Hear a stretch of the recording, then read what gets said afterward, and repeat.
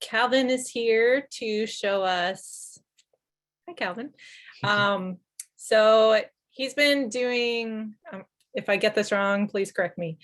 So he's been using Character Animator to record his movements live for a live stream.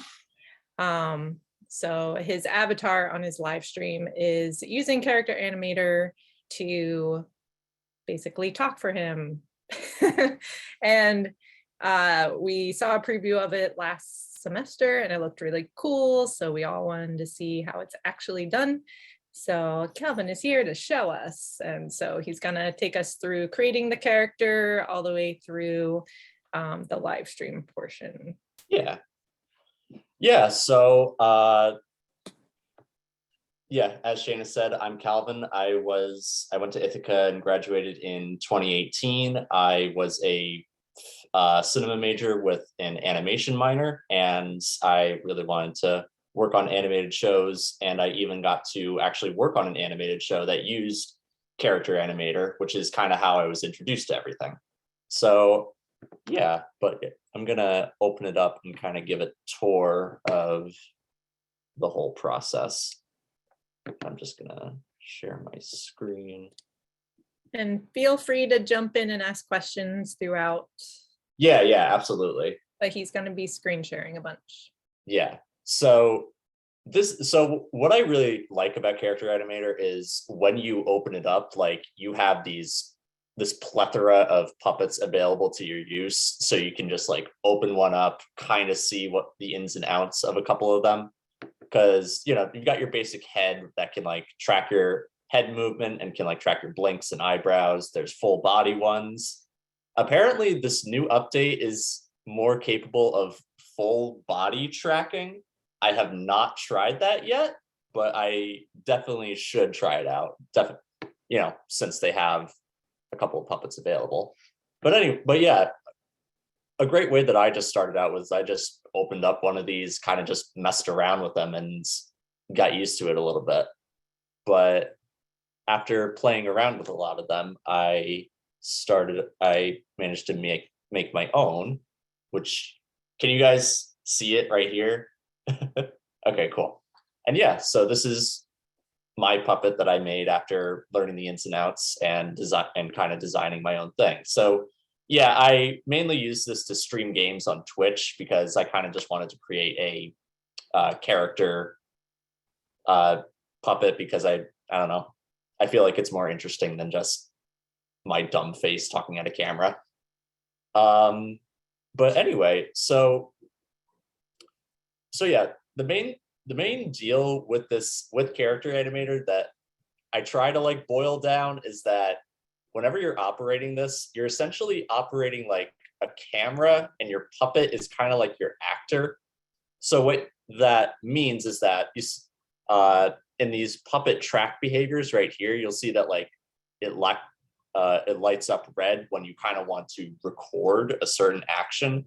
So you essentially like record your puppet doing a certain action, like you record him acting out something, and then you can kind of edit it afterwards, which is kind of like how it operates up here. It operates like a non-linear editing, like in After Effects. So I'll show you just a little thing. So right now I just have my face behavior activated, which basically just means it tracks my face, tracks my eyebrows, and it can sense when I blink, like that. But I'll show you just me recording a little bit. Move my head to the left, or no, that's the right. Move my head to the other left, like that. And then now, I'm gonna have to zoom in on this timeline. But now it shows, oh, okay. I'm gonna delete this audio because you don't need me saying the same thing again. But now when I play it back, it shows me kind of doing this whole motion. So that's just one form of behavior that you can track. There's another one called, another big one is called lip sync, where obviously it detects the input from a microphone or an external audio track that you import in, and it can like sync up mouth shapes here, mouth shapes to whatever you want it to be. So let's say if I record myself just to one, if I record myself talking, it'll pick it up, hit stop, and then you'll see that all of the mouth shapes appear right here. The thing is, it doesn't it's not frame perfect. You definitely have to, like, if you want it to be super accurate, you really do have to go in and correct it. But like, what's nice is it is, you can just select whatever mouth shape you want it to be. Like, say you want it to be an S. Hang on a second. This might not be the best example, because when I'm live streaming, Character Animator obviously doesn't pick up every single mouth shape perfectly, so I kind of went for a more simplified mouth pack. But let me see if I can get a different full lip sync. Yeah. Okay, let me go into here. I'm just gonna do that. Do that. Okay, triggers. Oh, okay, never mind. Obviously the puppet's broken right now, so I just need to re-rig that, but sorry, 1 second. Anyway, but yeah, that's kind of how lip sync operates. You can assign, different mouth shapes. You can assign a new drawing for all your different mouth shapes, like if you need an L shape, if you need an R or O, something like that. Yeah, I like, Calvin, how you mentioned the accessibility of that of the splash page when it opens up, because it is really even on some of the descriptions you mouse over and it says just customize with your own art. So like encourage you to take their templates and really just riff off of what they already have laid out. And it's really easy, in Photoshop to make custom stuff. But one thing that really amazed me with this, using it, and I've only used it a few times, is how you can get a really excellent rough first pass of lip sync and then just go back in and in minutes have like ready lip sync that you can bring out of this program and use elsewhere. It's really cool. Oh yeah. No, it's great. Like, in fact, a job that I'm working at right now, they use Character Animator as a lip sync tool for just getting it all down. And then we import it into After Effects to use for our characters. It's very robust. Nice. How many mouth shapes do we have? Well, let's open up rig mode and I'll kind of show you what that looks like. So if you see on the side over here, this is kind of a basis of how many mouth shapes that you tend to have to make. It's upwards of like 1, 2, 3, 4, 5, 6, 7, 8, 9, somewhere around like 10 to 12 shapes. And then obviously you can change that to be like, this one's my happy mouth or this one's my sad mouth and such. And that's all done with using triggers and swap sets. Yeah, here, actually, I think I'm gonna change gears and show it how it's created in Photoshop first. I'm gonna stop sharing and I'm gonna share my Photoshop document. Calvin, I hadn't even noticed at the bottom of that rig panel that it has different perspective head settings too, where you can profile like 3/4 straight on. That's really cool. Yeah. No, you can create new head shapes. So if it tracks your head turning, it can move that as well. Really I need to get around to that because that's something I want to implement. But anyway, yeah, this is my Photoshop document right here. And you'll notice that, like, can I get my dock out of the way? So a lot of it has to be, you have to have all your parts that you want to move separate into their own layers and folders. So like, obviously, if you want the head to move without the body swaying back and forth, you have to have your head in a separate folder.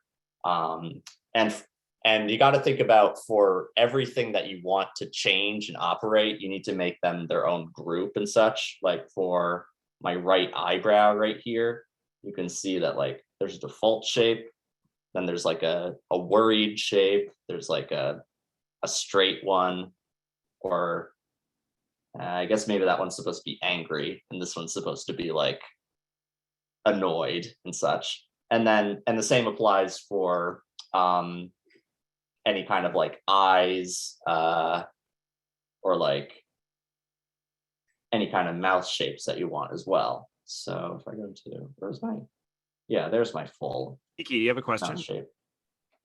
I do have a question. Mhm. So my first question is, with the perspective and so you're creating like the different like left and right, and like if you're moving the body in Photoshop beforehand, and then when you pull it into Character Animate, you then select those groups, and then when you're actually like when it's tracking your movement, it like acknowledges that pre-made part of the character.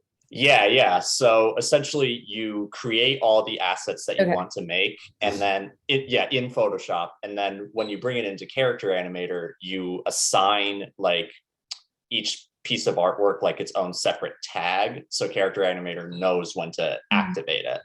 So if you see let me open up let me close out all my other mouth packs. But if you see like my mouth pack right here, like I have one for the shape, I have one for, this one's a better example, full lip sync. I have my default mouth, but I have like a neutral, I have an shape, E, D, F, etc. So yeah, I have all of them made for this specific lip sync pack. And now if I go back into Character Animator, I wish you could swap things really easily, but anyway, when I go back into Character Animator, if I go to full lip sync and like my default mouth and such, I can assign, see this specific tag on the right over here is how I assign this specific artwork for this specific action. So if Character Animator detects that I need to use like an sound for my mouth shape, it'll know to have this show up. And like, say for my eyeball, if I have like a default shape and then a blink shape, right? Yeah, there we go. Or let me turn that back on. Sometimes it lags. But anyway, this shape is tagged with the blink tag. So whenever it tracks my face and it senses that I blink, this layer will show up over my eyeball that shows when I blink. And it should work like that when I have my face behavior activated. Yeah, and whenever I blink, it shows up.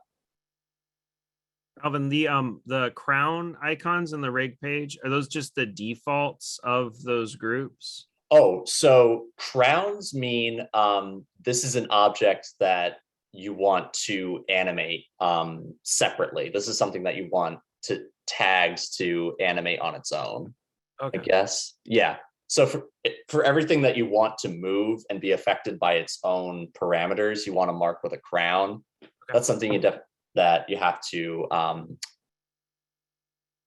That's definitely something you have to distinguish between. So, like, say if my eyebrows aren't marked with the crown, I'm fairly certain that if I do that, it usually takes a second. But if I go into record.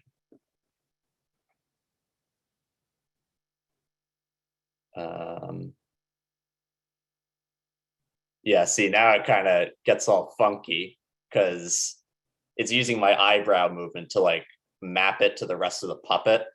It's pretty funny looking, but But I see Not it makes it so they're no longer independent of the head shape. Gotcha. Exactly. Yeah. It's all about which stuff you want to be independent. Yeah.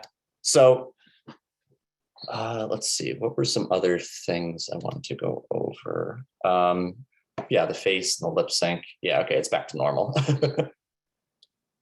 So, obviously with like lip sync, it can swap between a bunch of different artwork layers really easily because it's all just doing it on its own. But for some instances, say I want to be able to change my eyebrows from like, happy to worried, that this is where triggers come into play. So what you do essentially is for every group of like objects that you have in your Photoshop document and in the rig mode, you create a swap set. So yeah, there's Fish lips. I saw that. Oh yeah. Okay, yeah, for eyebrows, say if I have a right eyebrow for all these, I'm not sure if I can click on them right here, or wait, that's not what I wanted to do. But anyway, so you can create swap sets out of all of them, and then if you can create and then you can apply a trigger to each of them too. So in your triggers panel right here, say I want my left eyebrow to be worried, and now it is. I want my right eyebrow to be like angry, now it is. And yeah, essentially you can swap between different artwork layers just with a click of a button, and you can even map them to a keystroke too. As you can see, if I press my S key, it makes like a really surprised face, like, oh shit. For like, yeah, for F, I have mapped to fish lips. Obviously it only works when I'm not speaking because it's still tracking my mouth movement. Then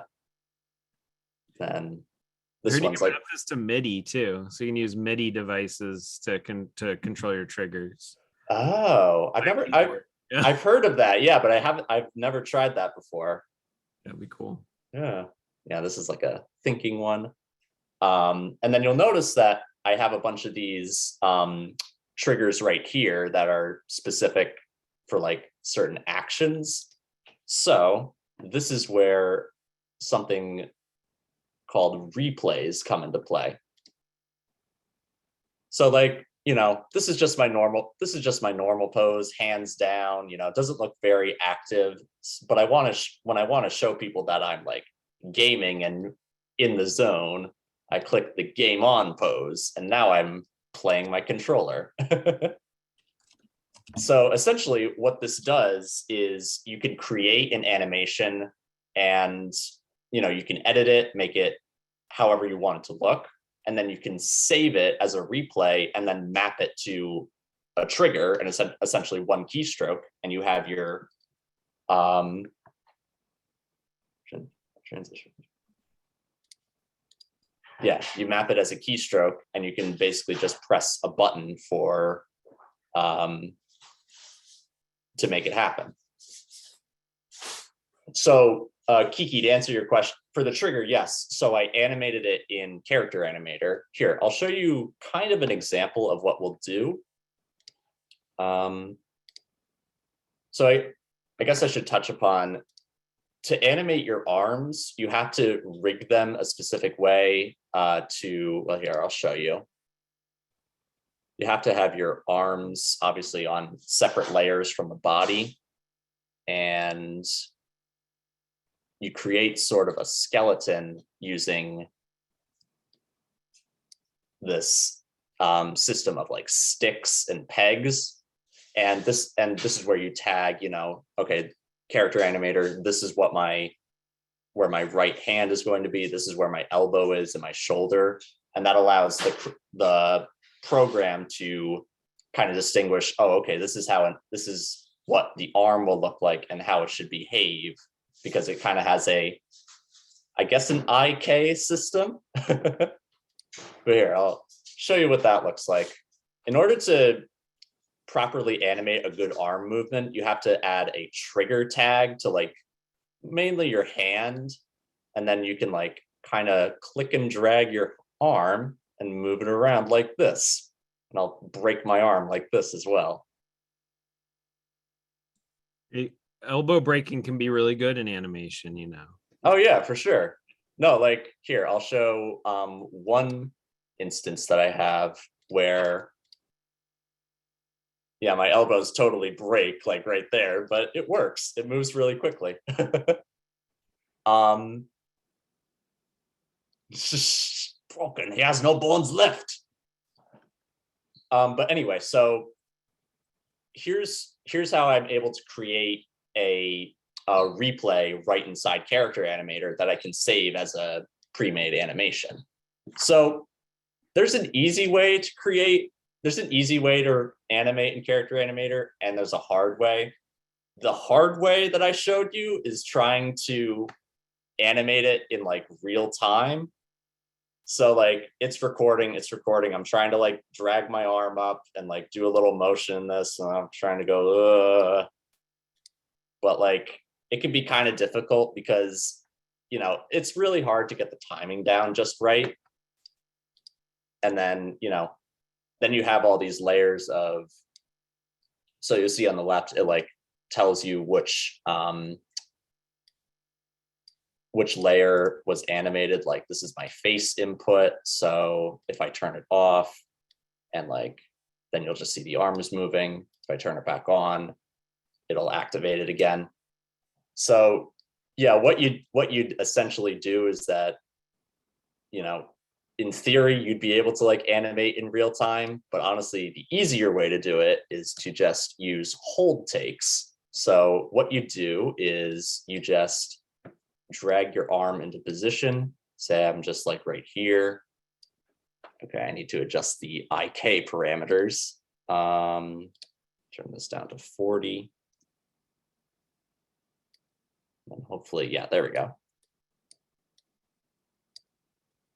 So if you adjust that and then you hit Command 2, it makes a hold take 2 frames long of everything that you've animated. So it created a hold take for both my arms right up here. It created a hold take for my face, and technically it did lip sync, but it can't really pick up, you know, sounds at 2 frames, so that's not very relevant.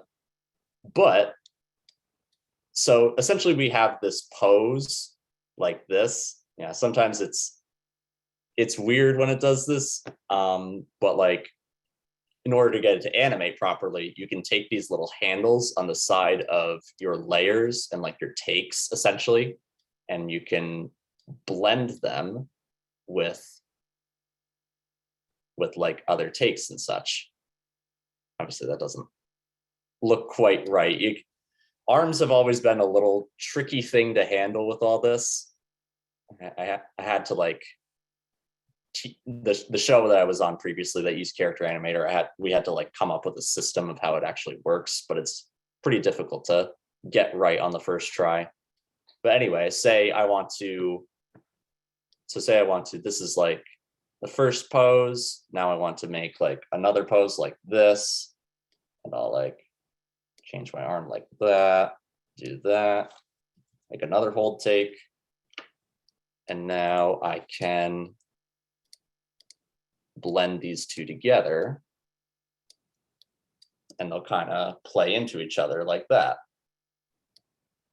And that's essentially how you animate in Character Animator using hold takes and such. And if we were to highlight all of this, and so we can create, replay, and a trigger. So we do that. And then, so what it does is it saves the dragger. It saves the information of these takes right here. And if we press the play button,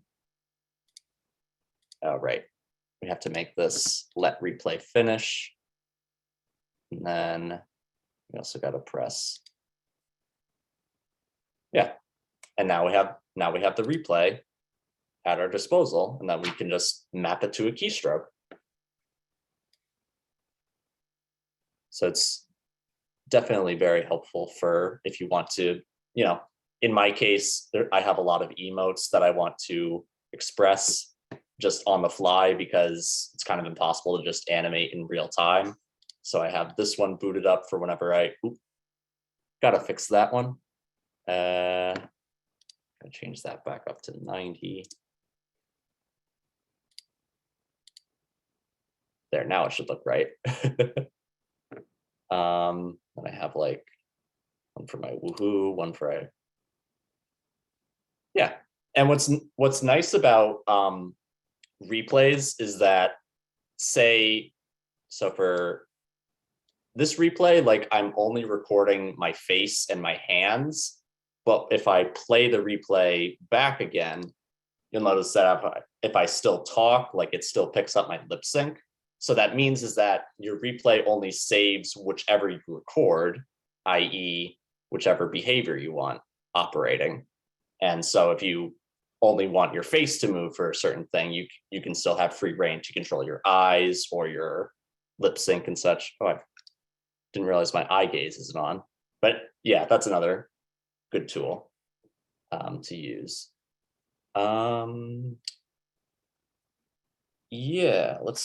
So I have a question. Yep. So when you worked on the show and you had voice actors and everything, did you have to sit them in front of the computer and they like recorded just like you are now? No. Or did you have a video that you could input and it can capture from a video? No, so what we did is the actors just recorded their lines just perfectly normally, and we got the puppets and the voiceover, and we just animated it ourselves. We just kind of did, the animators just had free reign for whatever they wanted to do for the action of the scene. So yeah, you can import audio and just generate the lip sync directly from audio, right? Yeah. Let me see if I can do something real quick. Yeah, you would do import, and there's a timeline section of, yeah, you would compute lip sync take from scene audio, and that's how you would get your first take of a lip sync. And you can also, it looks like from audio and transcripts, there might be a better result if you provide a transcript too, and then compute head movement from speech. What? I have not tried that. I think that's probably a new feature, but you know what? Let's give it a shot. I think I'm just gonna turn off all these things. I need to turn on lip sync. Okay, so look at me awkwardly holding my controller. But I'll record myself. I'll just record myself talking. I had a nice bowl of cereal for breakfast today. Played a little Shovel Knight this afternoon, yada, yada. Okay, so I recorded. So now let's try out this compute head movement from speech. I'm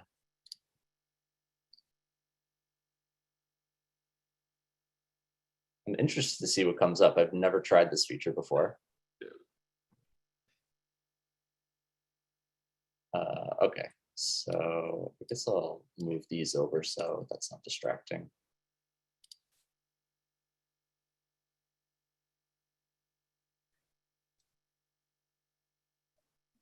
I think this needs to be down like this. How do you, there you go. Oh, wait, that was the older one. Okay, so this is essentially what it computes. This is what the software thinks that I was doing. It's mostly just moving my eyebrows up and down. Okay, yeah, it's a feature that's there. But personally, I just prefer, you know, setting my face here, doing Command 2, and then moving my head over here, doing another Command 2, and then I just blend the two together, and that's how basically you animate in Character Animator.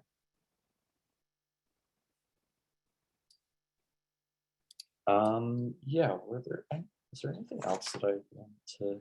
Thanks for showing me hold takes, because I haven't seen that before, and that really kind of clears it. Because I tried just the dragging and like acting through in real time, trying to isolate like just one limb and record that through, and the other, and yeah, it's cumbersome. But Yeah. No, my first day at the one show that we worked on, that was kind of how we were told that we could possibly do, but then we discovered hold takes, and it's like, oh my god, this is so much easier. that's nice. Yeah. There's a really good YouTube channel called OK Samurai that here, I'll put it in the chat. This is a guy that works at Adobe and has been like developing this software since like its inception, and he has a bunch of really good videos that go over all the puppet behaviors, you know, including ones that I don't even have to apply to mine. But yeah, it's definitely very helpful, and it can easily get you started in up and running in this character animator. But yeah, another fun thing about just making this as like a live stream puppet is that I can make myself costumes. So when I was playing like Undertale, I had like Flowey from him on top of my head, and I can, you know, apply a little bit of physics to him by like giving him tags to give him motion.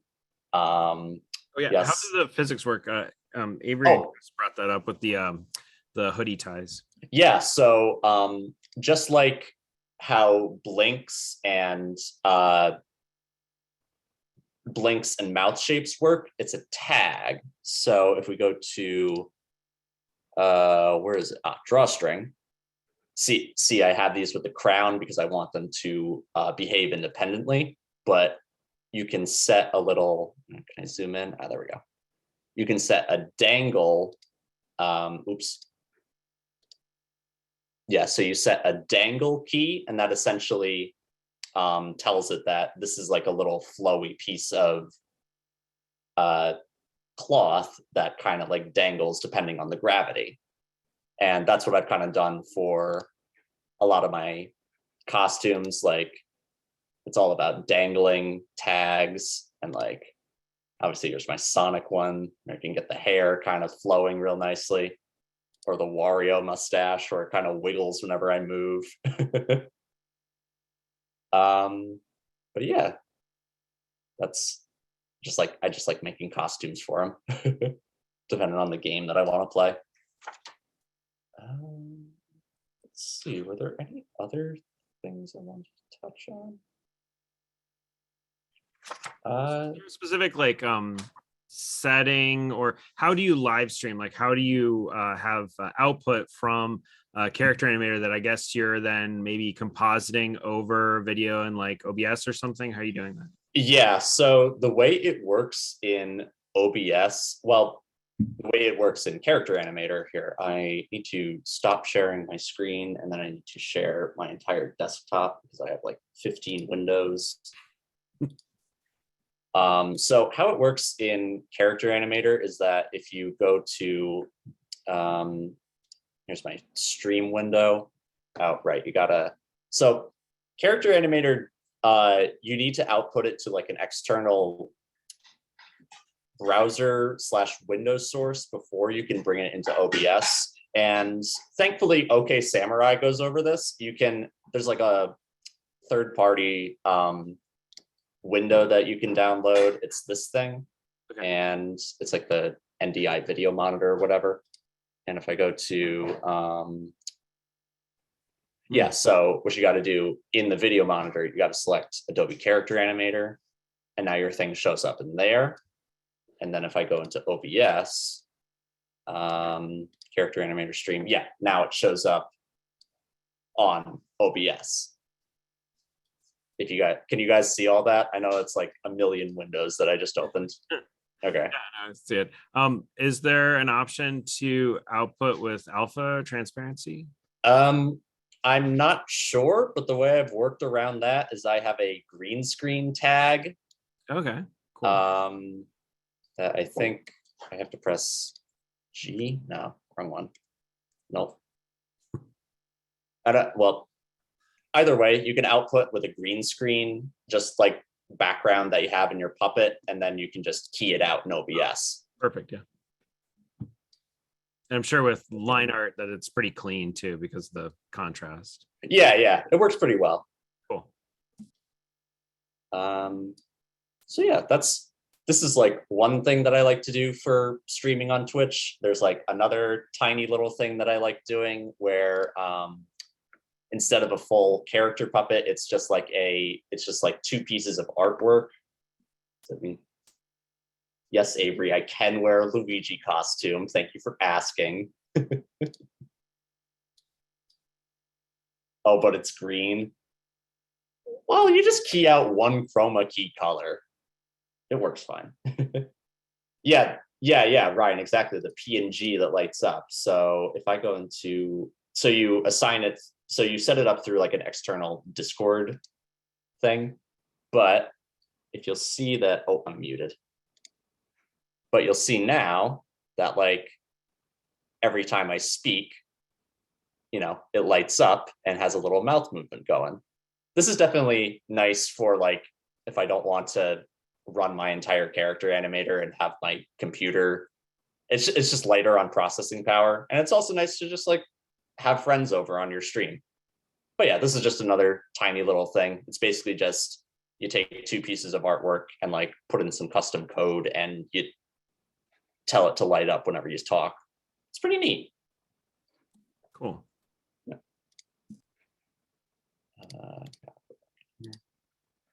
But yeah, that's kind of how I use it for streaming. And, you know, kind of just every time I begin a new game or a new stream, I try to make another costume or another emote, something to just like continuously build it out and to just, you know, test out new things. So it's really fun to just jump into it and mess around. So cool. Is there a one of the example puppets? Because I know that many of them have Photoshop and Illustrator example files you can jump into. Is there like one in particular you'd recommend people starting out with? Let's see. Like for customization, especially like if somebody wanted to take something and make their own kind of character. Yeah. I'd probably just go with like the first two ones right here, Chad or Chloe, because they're pretty basic in terms of setup, and it's pretty straightforward in terms of body parts that you want to, if you wanted to adjust them. Like, you know, this one's nice to have a full body, and they also come with both Photoshop and Illustrator documents. So whichever program you're comfortable with. Here, actually, let me see if I can open Chloe up real quick.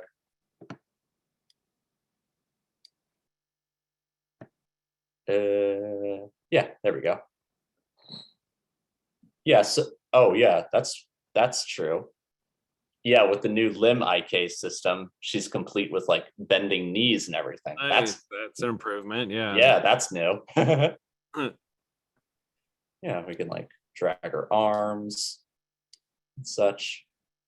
Yeah, and in my experience with having some students use this, it's as long as you stay within the layer and folder naming structure within Photoshop, so you can duplicate layers and stuff, just what is named and how it's organized originally, as long as you keep it that way, whatever you modify within that, it works and it doesn't break. It's hard.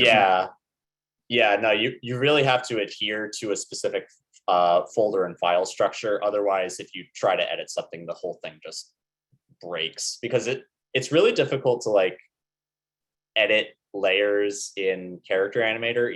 You basically just do it in Photoshop because you can draw stuff there anyway. So it's just easier to do it in there. Yeah, once you dig into one of these in Photoshop, it becomes pretty apparent kind of how it's set up, how it works, how they the shapes are in the same folder or group, but they're just hidden, you know, and the default shape is visible. Yeah. You really do have to think about you know, once you're setting it up, what things you want to swap between, because that'll allow you to, you know, say I want different hand poses. Okay, I got to make a folder and all of those. Say I want different eyes. I got to make a folder for all of those too. But yeah, it's pretty cool. Very cool. Do you have Oops. links or want to show us any of the show that you worked on? Yeah, I think I have a video on my desktop somewhere. I'm just gonna, let me see if I can find it real quick. Yeah, here it is. Okay.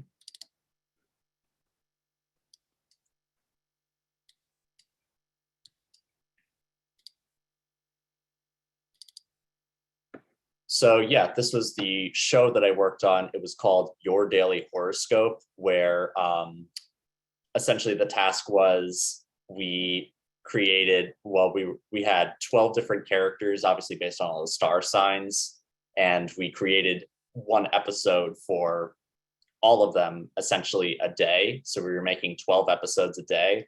That's why we needed to use Character Animator, because it was just very quick to get out content and such. And you know, it worked. We made a ton. But anyway, this is what the style of the show looks like.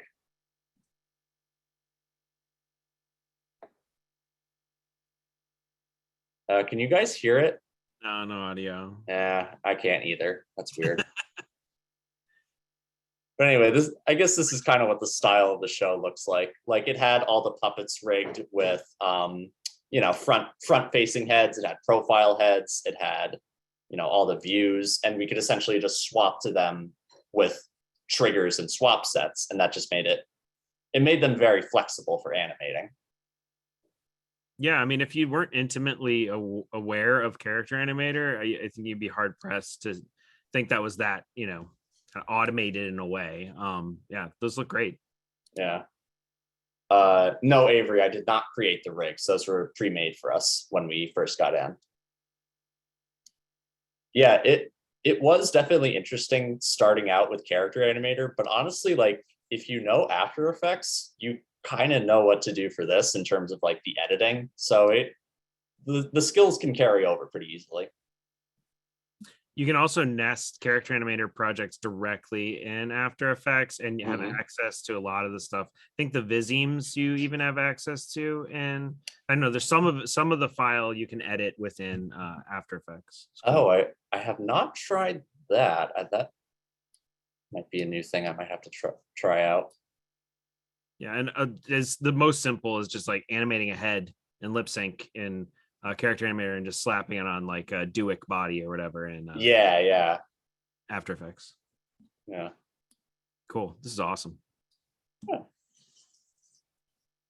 Do you have any plugs? Do you have anything that you want people more? I mean, this is where I stream, twitch.tv.Lalvin. I mean, the main plug that I gave is OK Samurai. Just if you're interested in Character Animator, go check them out.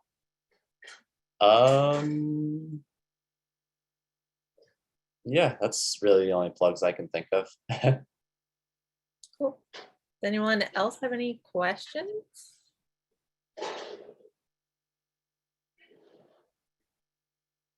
You were very thorough, Calvin. Thanks. Yeah, what do you think, if you know how to do this kind of animation in After Effects, kind of manually like rigging everything together and all that, what do you think the learning curve is? Like, do you think you can, like, it looks very similar, just even more mapped out, kind of like easy to figure out and even more options. Do you feel like it's something you can pick up like in a couple hours? I think so. Give it maybe a few hours, maybe a day or two. But like, yeah, it's actually pretty straightforward as to, it is pretty straightforward as to the rigging process. Like, it kind of maps out. So this is like a stick, which acts as a bone. A pin tool is to, you know, is like restrictive. But this is how like my body's set up. And if you know, a lot of tags and such. The thing is when you hover over a lot of the tags, it can kind of tell you how they behave and everything like that. Yeah, I'd say if you're familiar with rigging in After Effects, you should be able to pick up rigging in Character Animator pretty quickly. Yeah, I'd say it's more straightforward than most of the popular plugins for rigging in After Effects. Mm-hmm. And they're definitely like consistently updating it because they want people to like keep using this, and they want to make it more user friendly and everything. Cool. Yeah, I think that's important, that this is one of the newer programs that's in the Adobe suite that keeps getting, like, it felt like it was in beta for a while. And then suddenly you're like, I'm using this. I'm like, what? I like kind of stopped paying attention to it because it seemed to be in beta forever. Mm-hmm. And then it seems like in the past year or so, or year and a half, it's been updated pretty rapidly. Yeah. And there were a couple other shows around the time of ours that were also using it. Comedy Central's Our Cartoon President used it. Yeah. Tuning Out the News, I think, is another one that used this program. But yeah, it's been getting some pretty good use here and there. Calvin, how long have you been using Character Animator?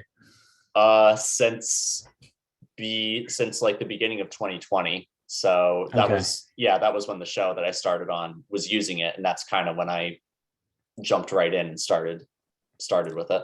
Interesting. Okay. I last year I tried using it for a character I was doing for a animated project, but the rigging process was intimidating enough for me to just turn everything to shape layers and do it that way. But I might hop back in it. Yeah, no, it's definitely worth the shot because you can make some really good stuff with it. But yeah, you can explode a template character with just a few choice renamings and moving of layers, and you bring it back into Character Animator. It's like, so yeah. But yeah, can be intimidating that way. Mm-hmm. Yeah. Cool. I think that is it. Yay.